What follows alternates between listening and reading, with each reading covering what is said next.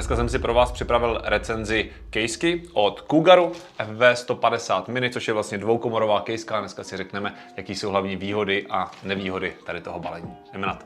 Recenzi začneme jemným ASMR momentem.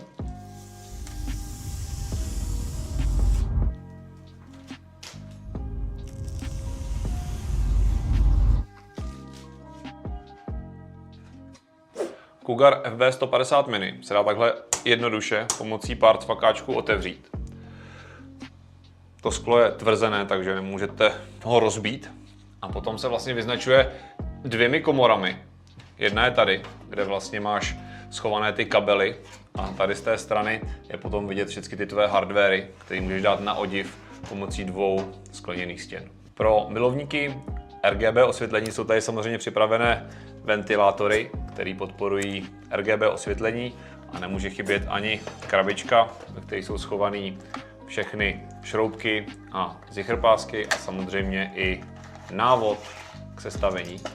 Velkou předností FV150 je to, že se sem vejde až 9 ventilátorů, která vlastně ovlivňuje celou tu airflow tou krabicí. Můžeš si to různě poskládat tak, aby to dávalo smysl a ten komp se ti vlastně celý chladil, jak ty potřebuješ.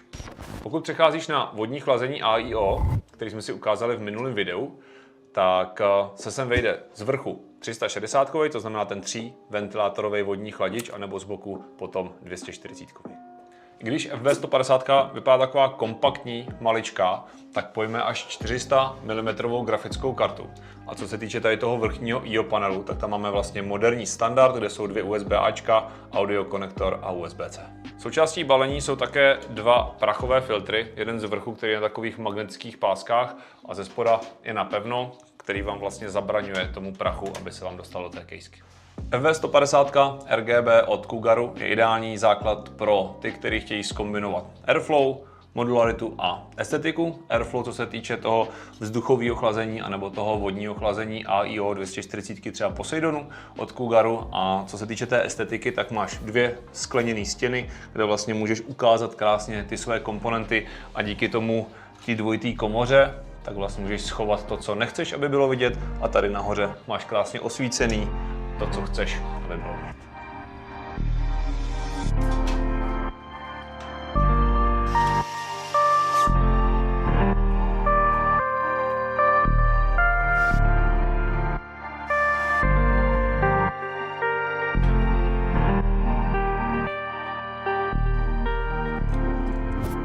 Tady už můžeš vidět plně osazený FV150 Mini Case s RGB osvětlením, s tím vodním AIO chladičem i s grafickou kartou a ramkama. Takhle to zkrátka celé vypadá, krásně to svítí, je to paráda.